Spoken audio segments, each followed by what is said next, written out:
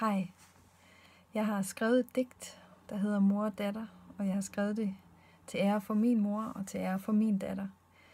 Men det er også til ære for alle kvinder og alle mødre derude, som kender den her følelse af dyb kærlighed i hjertet, og som kender til det at sætte sig selv lidt på pause, og sætte sig selv lidt til side, og give sin tid og sit hjerte til et andet menneske.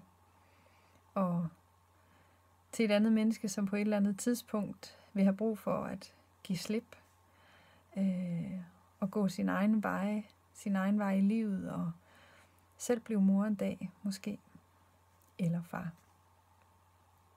Så jeg håber, at du kan se dig selv i digtet, kære mor, og nu vil jeg gerne læse det for dig. Mor og datter. En mor er en, der holder om sin lille, når hun græder. En mor er en, der fjerner tårerne, hvor den lille træder. En mor er en, som får sin energi, når lille smiler.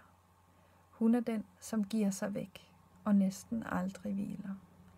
Hun giver sit hjerte, giver sin tid. Hun giver sig selv til lille.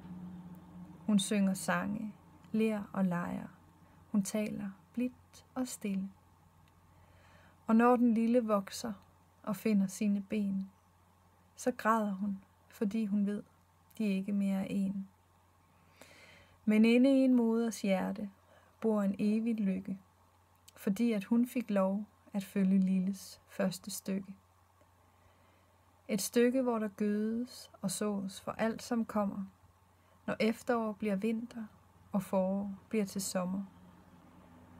2 sjæle, som vil følges, for evigt tæt forbundet.